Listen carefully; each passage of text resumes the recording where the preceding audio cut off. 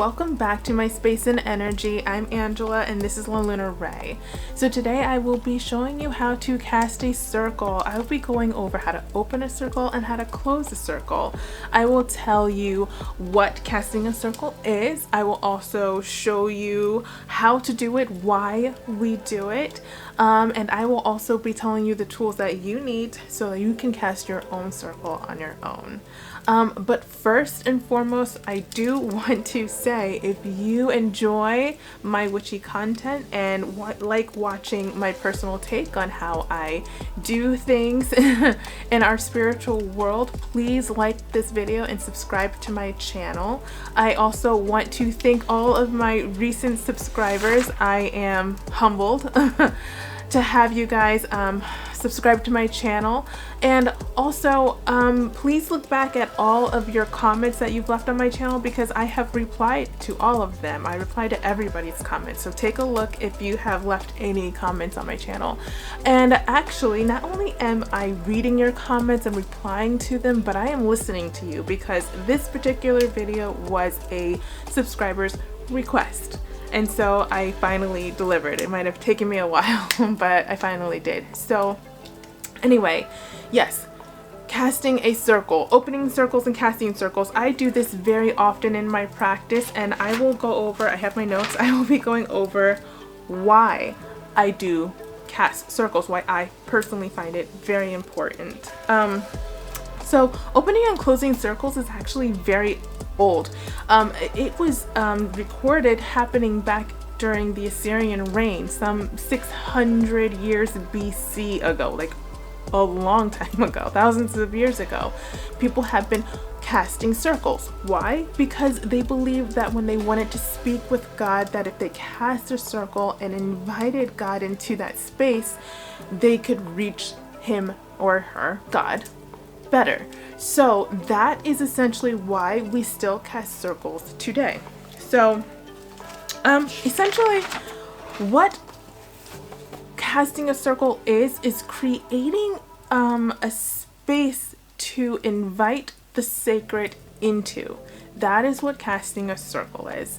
You are creating a space so that you can raise the energy. It's a tight container, the space that you're creating, and it needs to be a tight container so that you can raise the vibration within that container, so that the sacred, and when I say sacred, what I really mean is God or your spirit guides, your ancestors.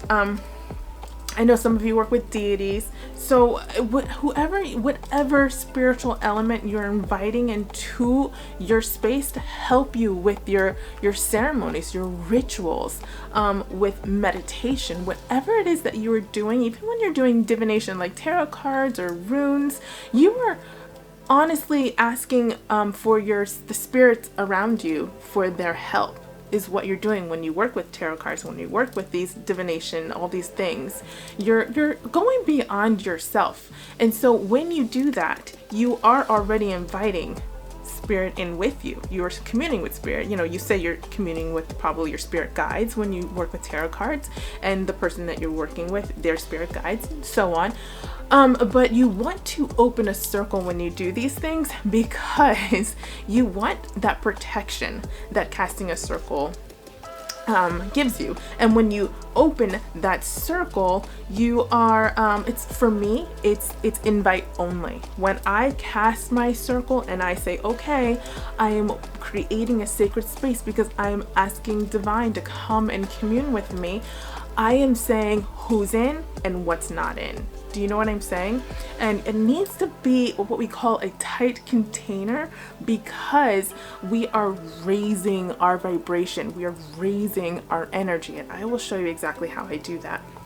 But yes, you are raising your energy, raising your vibration so that sacred can meet you in your space, because spirit guides and our ancestors and so on, their vibration's actually really high, and as humans our vibration's not as high. It's not very low, but it is lower. So you need to create a space so that you can raise your vibration so that sacred can come in and work with you. You are essentially creating almost like another realm, and you are walking in between worlds when you open that circle, because you've raised your vibration and you've invited something sacred into that space. Now, when you raise your vibration, naturally you are protecting your space, because negative energy is very low vibrational, lower than most human, regular, our normal vibration. It's much lower when it's a negative energy.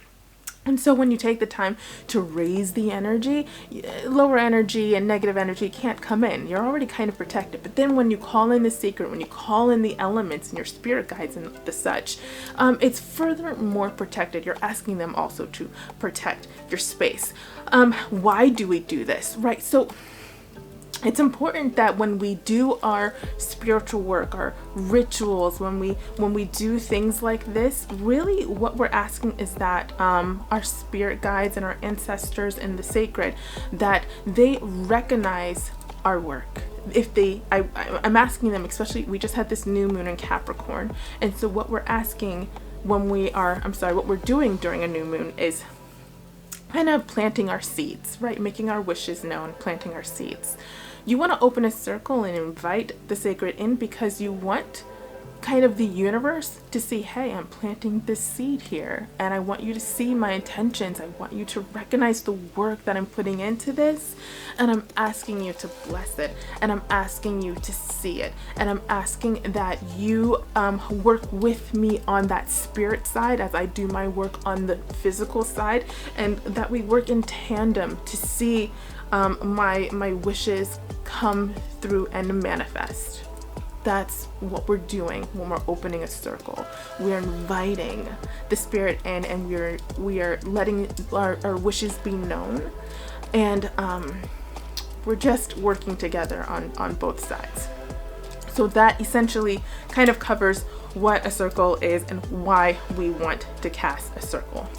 Another, I think, a nice metaphor that I like to look at, that I've heard to explain what happens inside of a circle, because it's like, okay, great, we cast our circle and we're talking to the divine. That's wonderful. But I think a great analogy is the cauldron. You know how you have the cauldron, it's a big circle pot, and you're adding pieces into it, right? You're adding, it's a potion in a sense. You're adding your herbs, you're adding whatever oils, you're adding, whatever sacred things you want to add into that pot. It's all coming together. And then you turn the heat on in that pot, right? Well, the heat is almost like raising that vibration. And as the vibration, or as the heat is rising, all of those elements start to work together, and they start to kind of transform, right? And there's a transformation occurring within that pot, and once everything is cooked and it's done, it's a brand new thing now. You've created something there, and that creation is like the manifestation. So that's just another way of kind of looking at what's going on inside of a circle when you cast a circle. Okay, so casting a circle.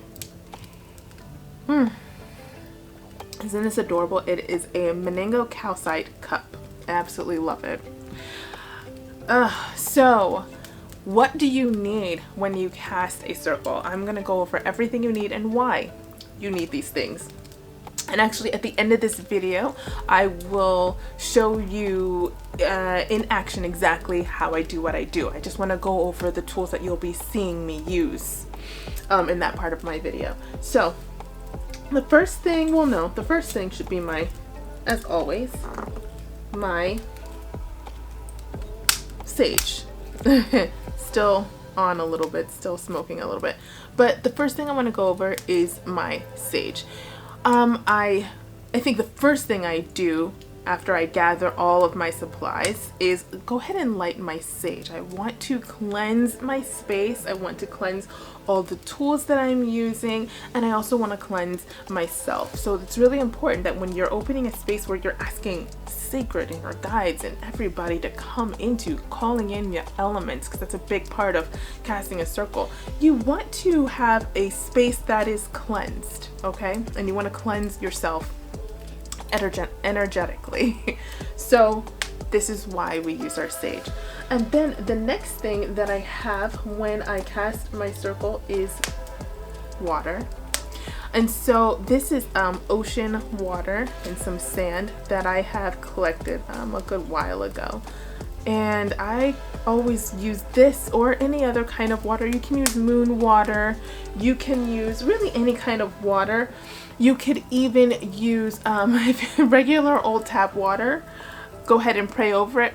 Now it's blessed water. It's really, honestly, you don't have to get super, I don't know, it doesn't have to be very involved. In fact, the truth is, when I go over how I open and close circles, you'll see that it's not very involved at all. Mostly because if there's too many moving parts, if there's too much to do, I'm not going to do it, right? I'm not interested. I actually need it to be as simple as humanly possible so that I do it. So anyway, you'll see when you see how I do it, how simple it really can be. But anyway, a little water. Any kind of water is fine. And then I have my candle. Oh my goodness, it's been burning already for a little while. But I've got my summon candle here that I got from sagegoddess.com. It's a beautiful candle that's summoning spirit when you're working with them. It's got a beautiful prayer on it too. Do you need something that fancy? You sure don't. A regular old candle, a tea light candle from, you know, a pack of tea lights that cost you $1 at the dollar store. It's absolutely perfect. You don't need anything. But what, if you can tell, you need is the elements. My sage bundle represents earth. My abalone shell actually could represent water because it's from the ocean, but I do like to use actual water because I think that spirit channels through water, and I love that it's ocean water or rain water, moon water, blessed tapped water is fine. I've got my candle. I don't want to pick it up again, but my candle represents fire, and so we've got earth, fire, water, excuse me, and the smoke from the sage bundle represents air. So you've got all your elements here. The other thing that you absolutely need when you want to cast a circle that I like to use is a wand. So this is a Selenite wand that I created. Now Selenite clears, it's clearing energy. It clears your space, and I like to take it and I like to do 3 circles. I like to have a triple held container. And I do it around myself, and I do another circle to surround my home and everybody in it because I want everybody protected, and then I do one just to sweep around my entire property. And really the tightest container is the one that I contain around myself. Now it has been told you're not supposed to leave the circle, you're not supposed to do all these things, and if you do, you got to get your athame or a sword and kind of cut a hole and all these things. And I'm not gonna lie, I don't do all that. That's why I had 3 circles. Okay, so technically I've got the tight container, but if I have to leave because I forgot something, I mean, I'm gonna walk around my house because guess what? I put a container around it anyway, so it's safe. So that's my little how I get around it. Now, do you absolutely 1000% need a beautiful selenite wand? It's nice, but you don't. Absolutely, you do not. You know what you could use? Your finger. Because we are magical in ourselves, and don't ever forget that. You can use your finger and sweep. Okay, there's my circle. Another sweep, there's my circle. I do that all the time when I go to a friend's house to do tarot cards. All the time. Because what am I going to do? Take out my whole selenite wand? It scared the heck out of those people. They wouldn't let me do tarot cards again. No. And I don't have time to explain why I do what I do. So I quickly, they don't even know what I do. They don't even see that I did that. But I did that. I opened my circle and I made it that quick. Okay? So also what I have here, what you're going to want to have here, and you'll see the video that I've already done all the things that I've done. But I just have my tools because right now I was working you'll see me working my new moon Capricorn magic here. So anyway, I had my tools and these were some oils that I use, and you know, just some powders I used. I had a couple things here. So you want to have your tools, the things, whatever you're doing. Are you doing tarot cards? You want to get real big and bad about it? Are you going to make an intention oil, protection oil, for instance? Whatever you're doing, just make sure your tools are here so that you don't have to go walking around looking for things. All right. And then what else do I have? So the biggest thing, and I talked about raising your energy. I love to raise my energy with musical tools. I've got singing bowls. Let me put this down, it's kind of loud. I've got singing bowls. I've got singing pyramids. I've got an arsenal, a drum. I've got an arsenal of magical instruments, a rain disc. I mean, I could go on. I should make a video on all of the magical instruments that I love to work with to kind of get me to zone in and raise my energy, raise my vibes. But anyway, this time I chose to work with chimes. Don't they sound beautiful? So anyway, I chose to work with some chimes, and I do that, and I work, and you'll see, I work that energy around me. I'm sorry, I work the music around me until I feel my energy rise to a point where I feel almost sacred coming in already, because I'm concentrating on my intention. I'm concentrating on God, and I'm concentrating, almost getting in a prayerful, meditative state. And I find music to be something personally for me really helps raise that vibe in my space enough so that I feel sacred just come right in. So that's another thing that I like to work with.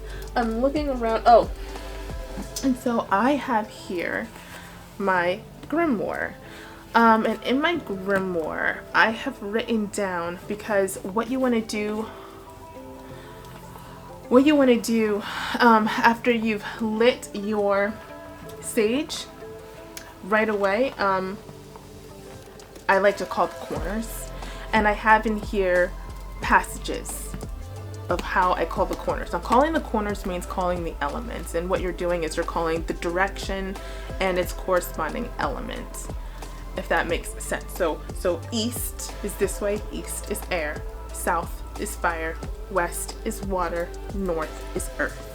And I have an entire passage within my grimoire of all the things that I like to say. I don't have it memorized because it's actually kind of big, so I always get my grimoire out, I open it up, and I keep it open while, I open it up and I say my passages, and then I keep it open throughout my ritual. And then at the end, I go back through, and they say to go back in reverse. So like I started, you should work with east first, and then south, and then west, and then north. And they say that you should go in backwards order, and that may be true, but I don't do that. I just go ahead and think all of the elements from the east. I probably always start with east again, and I just go through and I think all the elements for being with me during my ritual, during my ceremony, whatever I was doing, and then I release the corners. So then I keep my grimoire out until the whole ceremony is done, and then once I've released the corners, I blow out my candle and I close my book, and now I'm done. That is a quick rundown of what a circle is, why we're doing it, how to do it, and the things that you need to do it yourself. And now I will kind of show you a video of me casting my circle, so stay tuned to watch that.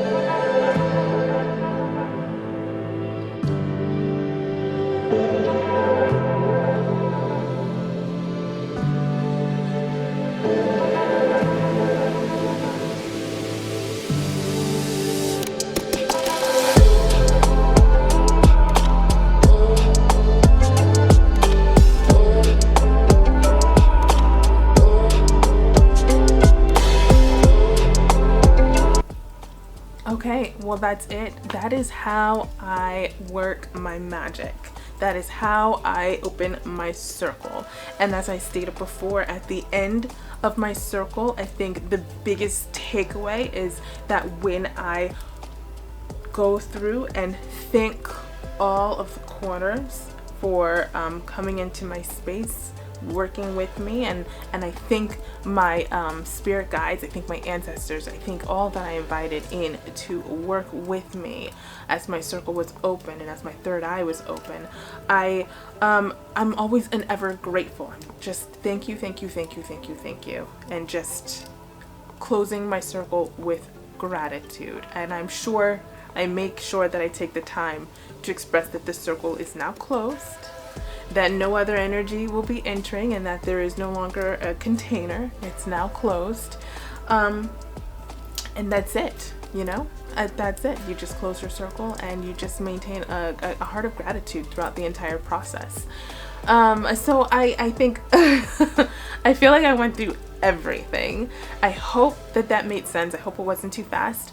But if you have any questions or comments, as always, please leave a comment and I will answer it. Maybe not right away because I am busy, but I do always answer the comments that are left. So thank you so much for watching. I really hope you learned something, and keep watching. I've got more videos coming. Thank you. Bye.